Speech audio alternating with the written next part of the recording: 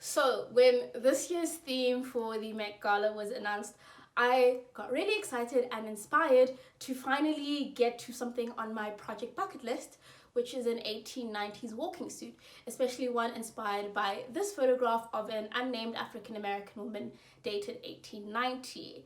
And last year I had discussed the success and failures of the In America and American independence theme. The fact that most of the Americana references that we saw on the beige carpet were either old Hollywood, the Wild West, or nothing at all speaks to how whitewashed the perception of American fashion is. And this year, before we are probably overly inundated with references to Bridgerton or, God forbid, like something like Marie Antoinette, like Rococo fashion, I thought I would try not being a hater and just actually do something. And today I'd like to present what I would wear if I was invited. Though I do know the theme is technically white tie, but I've attempted 1890s evening wear before, and that was to varying degrees of success. And I thought it'd be fun to go the edgy bisexual route and wear a suit to the red carpet. For those of you who don't know what I am talking about, the theme for this year's Met Gala is Gilded Glamour, referencing America's Gilded Age in line with the Costume Institute's In America, an anthology of fashion exhibition. Stretching from 1870 to 1900, the Gilded Age is more than just the Too Pretty to Live HBO period drama, but really the period in which we see the beginnings and the rising of the industrialization, prosperity, and excess that has really solidified and made America the imperialist force that it is today. Like, this was, I think, more than any period before it, really the time that America became an empire. There's things like all of the technological progress. We have like the invention of the light bulb, which, by the way, Thomas Edison didn't do. That was actually something that was the work of a black man, but whatever. We also have the development of the people we now think of as the old money set, who kind of run almost everything. So the Vanderbilts, JP Morgan, the Rockefellers, and we also have the beginning of a lot of the very terrible things that have fashion and shaped our fashion industry today, with the beginning of sort of like mass-produced clothes and standardized sizing, and a lot of the stuff that has led to the fast fashion crisis.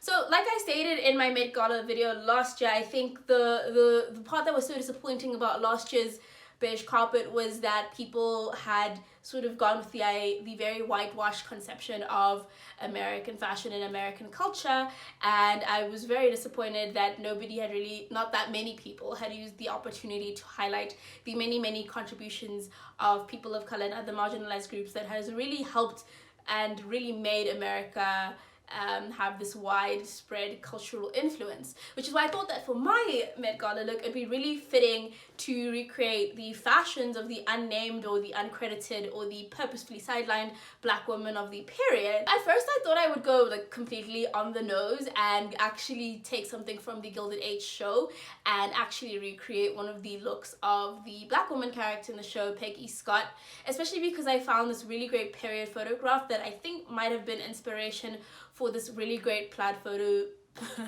for this really great plaid outfit she wears in the show, even though like I cannot find a lot of good quality images for that outfit specifically. But I'm actually not the biggest fan of the 1880s silhouette. I have also spoken about the links between like colonization and Sarah Bartman and the bustle era on the silhouette we see. I just find it a little bit hard to believe that it was just a mere coincidence that the same time colonization in Africa was happening, that Western women just suddenly started wanting to put all the volume of their skirts in the back. And also on top of that, it's a period that requires a lot of fabric. Like, this is, I think, more than any other time in like the Victorian era. I know not specific Victorian because talking about America, but like whatever. But like more than any other time where there is just so much stuff on clothes. Like, there is so much lace and trimming, and there's the overskirts and the aprons and the underskirts and the petticoats and the bustle pads and the lobster tails and etc. And I really wanted to do this project, as I've been trying to do with most of my projects, with all the fabric that I've been hoarding for the past couple of years, and really use up the things that are in my stash. which actually worked out really great because I found this colorized version of my inspiration photo on DeviantArt, which prompted me to use this upholstery fabric that I had very foolishly bought to cover my bed base a while ago, and I thought the blue pretty much kind of matched what this artist had come up with, though I didn't have anything in the right like shade of like a darker blue for the accents. So obviously I had to just go with my least favorite color and use a pink taffeta for the lining and all of the cuff details. So before I get into my making process and show you all the things that come together, I just want to discuss like what I've found in this photo and what I think some things are, and you know, like just my whole thought process and my planning process behind creating this. So she's got a waiter jacket with Lego mutton sleeves. I do not like that peplum thing at the bottom, so I decided to remove that from mine. And then she's wearing a, I'm gonna assume, white blouse underneath, and it's got a collar that matches the belt that I think also matches the lapel and the cuffs of her jacket, which is just so fabulous. And I think it also matches the hat, so that's why I went with like all pink everything there, not just because I have a ridiculous obsession with the color or anything. Anyway, so I've done some research about like the kind of blouses women would wear under their suits, and a really popular thing is like this thing that's like a dicky or a chemisette. So I decided that that's what I would make for mine, because also I'm using, again, a very limited amount of fabric, and I wanted to do this in cream satin, or it's like an ivory satin. So I kind of like the idea of making this like halter chemisette thingy. And then we've obviously got the belt there at her waist, and it's like sitting quite, the skirt is like on her natural waist. And then we've got a long, what I want to call a walking skirt with the A-line shape. And then this looks like it's probably, there's a center front seam, I think, or is that just a crease? I don't know, but I don't like center front seam, so I'm going to skip that. And then on here I'm counting at least like, there's 2 sort of visible panels on the front. So I'm going to go with maybe like in total, like from, so front panel, 2 side panels, and a back panel. So that's a seven panel skirt, depending on whether my fabric is willing and everything. And then the most exciting and scary part is that fabulous feathered, flowered, decorated, trimmed hat that she has. I also find it really interesting. I think she's got like finger waves as a hairstyle, just looking at her forehead, which is just very interesting. I definitely want to do more research on what kind of like hairstyling black women were doing at that time, but that's for later. But just very interesting, because obviously this was before relaxer, but they were still finding different ways to like stretch out and sort of straighten their hair, and it'd be interesting to find out what products those things were.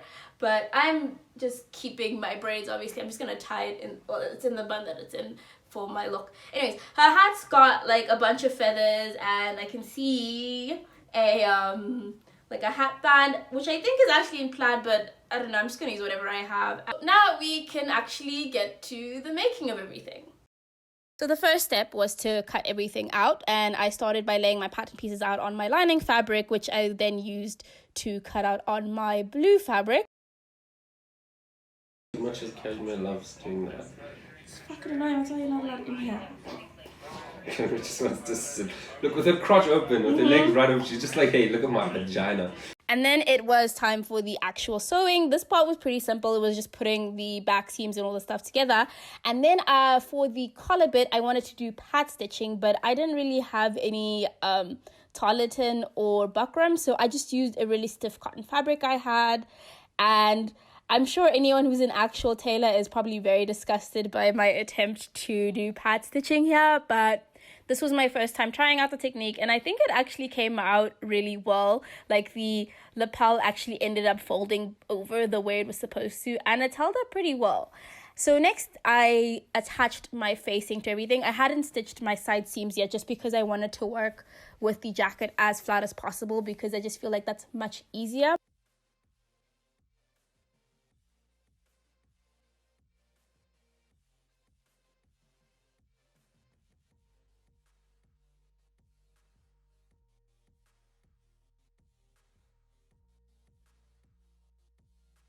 And so the next part was just to hand sew some of the edges at my collar. I'm just using very simple little whip stitches, just to keep everything nice and neat. And then afterwards, for some reason, I didn't think it was important enough to film putting the lining together, but it was pretty much the same as the jacket. And then here you can see me just trying to very carefully pin the lining to the inside of the jacket, and I'm matching all of the seam points, and then I'm going to hand stitch this lining in. So now with my lining all stitched in, which not my best stitches, but whatever, I moved on to the sleeves. I didn't really think it was important to film this whole process because it was just chaotic. And anyway, luckily everything came together really well, surprisingly, and I was mildly impressed. Though when I did my first fitting of the jacket, I discovered that the forearm of my sleeves was just a tiny bit too tight, but not uncomfortably so. It just means that I can't really wear anything long sleeved under that, but that kind of works anyway. I have a problem. Today's Wednesday, so I haven't sewed anything since I think like Saturday yeah, it was Saturday. I did all of this on Saturday. I'm not even done. I still have to bind the bottom and figure out something for these armholes, and then also perhaps add accents to the lapels like you see in the drawing, and do cuffs and the skirt and everything.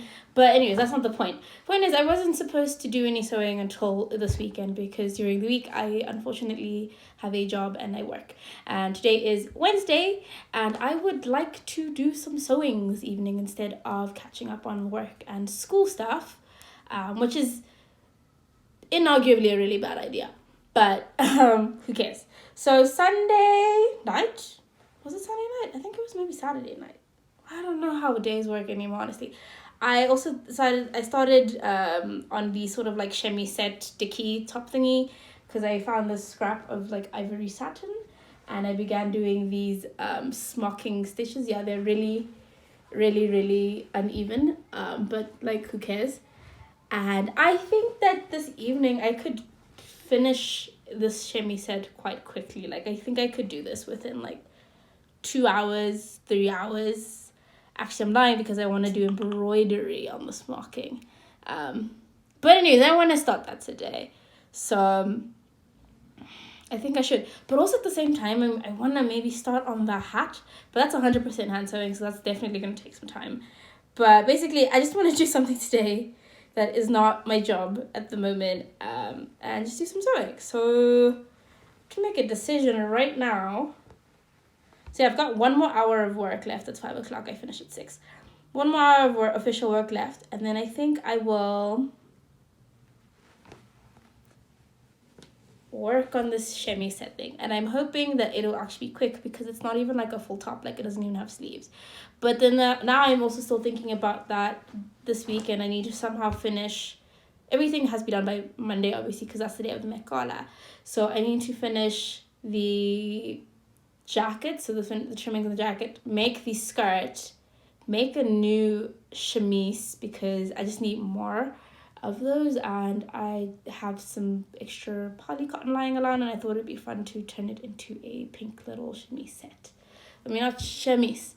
So I think that if today that I finish this dicky top thingy, I don't know what to call it, then it at least will help me get ahead, because then tomorrow is Thursday and I have a lot of work to do on Thursday, and then I want to go hang out with my friends Friday evening, and then basically I will only have Saturday to finish everything, and then on Sunday I think I would like to take the photos of it and try and figure out how I'm gonna work that out so that I can post it and everything and be done by Monday, the first Monday in May.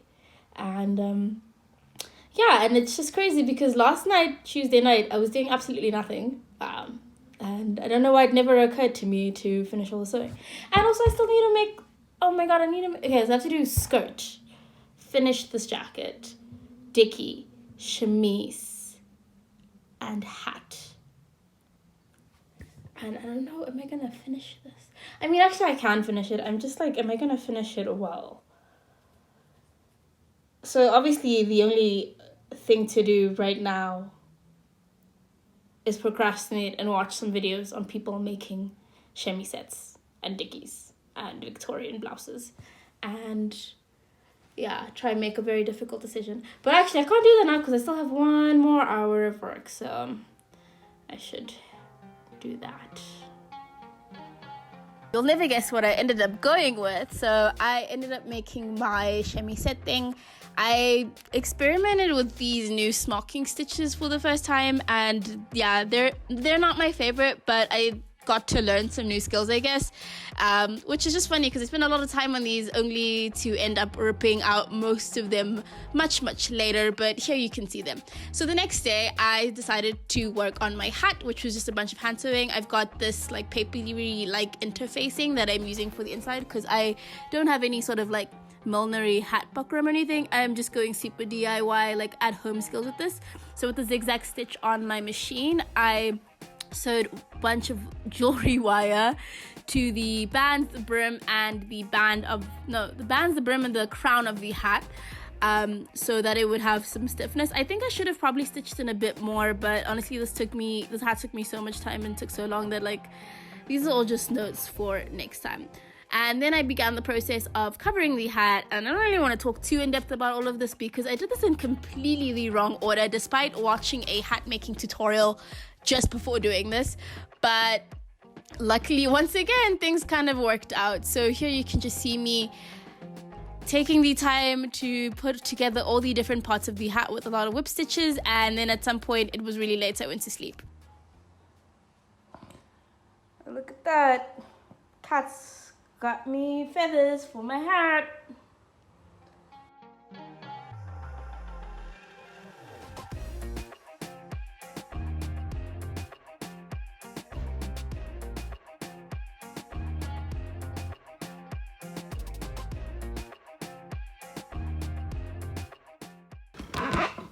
This was so ill-advised. Don't even know how I'm gonna finish that. Anyway, I found the wool to carry on. Now it's time for the fun part, decorating. So these are the only things I did buy for the project, which was some fake flowers and feathers, and here I'm just sort of like faffing around trying to figure out the best order to put everything in.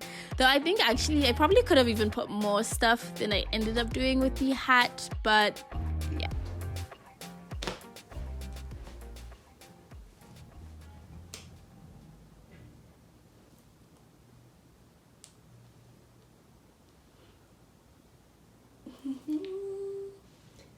Yeah, so this hat is so silly, it's so goofy, and I kind of really like it, so that's fantastic.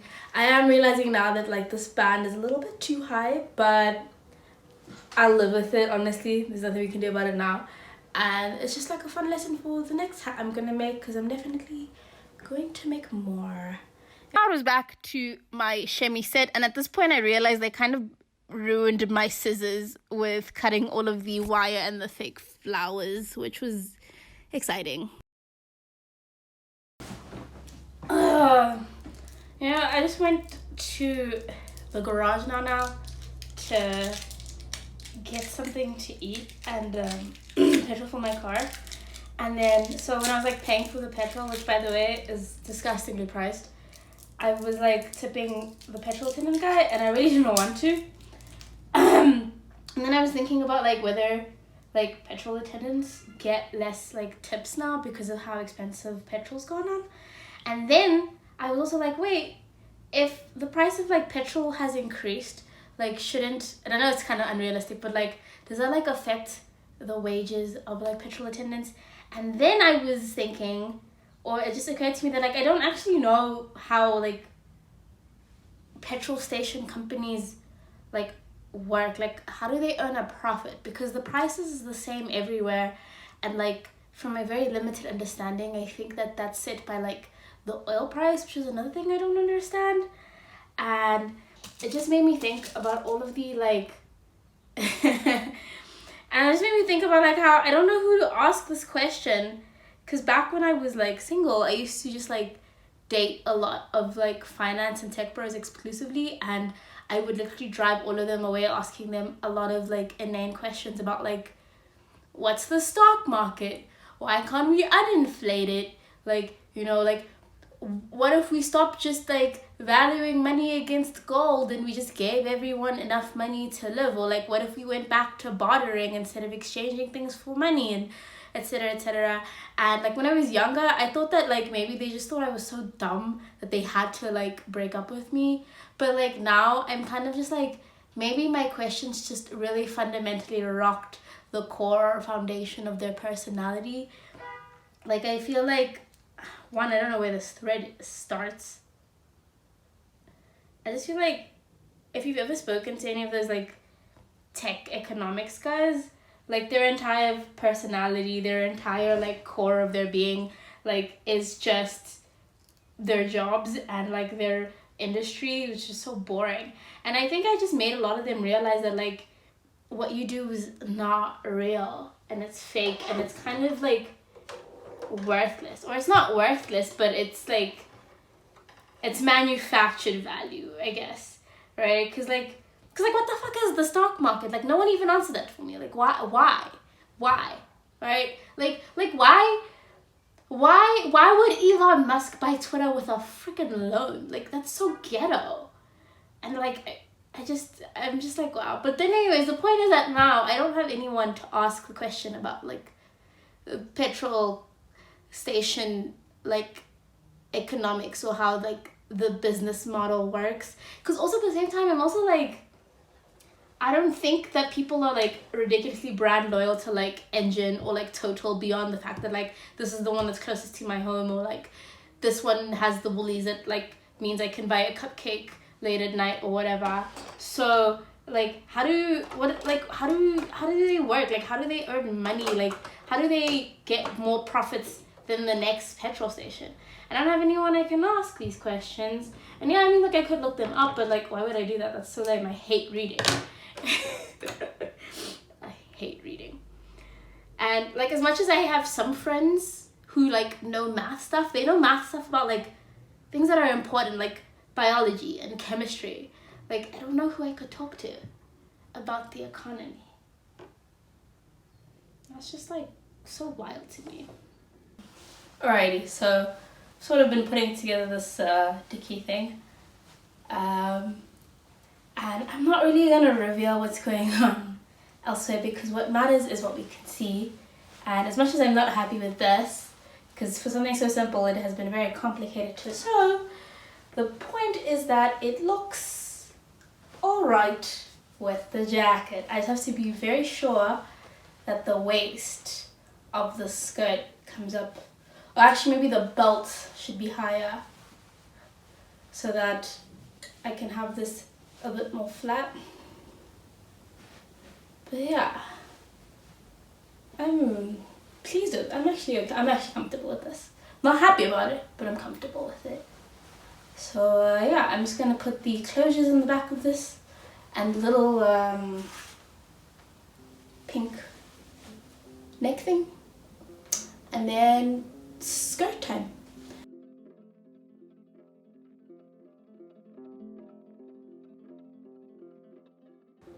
So I started cutting out the skirt last night, and this is the shape the pocket bag left, and it's just yeah, no birds today. All right, guys. Here are all of my skirt panels laid out, and the first thing I did was beginning with overlocking everything because I just was over my project at this point and I kind of wanted to speed through this whole process. So I started with putting in the pockets to the side seams, which turned out really well. And here you have a nice little hidden pocket, and it's huge. Like I can fit my phone and my vape and my car keys, which what else do you really need in life at this point? And then I put in a little waist stay so the pocket wouldn't drag down the waist of the skirt, and then it was moving on to the rest while I watched this really great FD Signifier video on Nicki Minaj. And I used that to time the process of making the skirt, and I think the skirt, it ended up taking way longer than the video, which was a bit surprising. Here it is. It's actually quite a big skirt. It's actually not that big. I think the hem is like 220 centimeters. So don't mind my fucking mess. Yeah, this is huge now. And then it was time to pleat up the back to get that really cool fullness effect that you see in the 1890 skirts. Though I still think maybe this was a bit too big for a walking skirt. And then I did my waistband, reminding myself to put in hang tags so I can hang it up. And then I did my first fitting. And yeah, this actually was turning out really well, even though, still maybe a little bit too big. And obviously I tried this over my Basel pad so that I would get the most accurate idea. Okay, so it's like 2 hours later because I was on the phone with my friend, but I put the skirt up to hang a little while ago just so that it has enough time for the bias and stuff to like warp and everything, and then I'll hem it later. And then now I'm going to work on the belt. This is nothing fancy. I just ironed some interfacing and then I did the hem of the skirt. I used a denim that I had to give it a really stiff lining so that it would flare out, even though this didn't really help that much. I should have really gotten a horsehair or something. And then it was just hand sewing the hem and I could actually call this project done.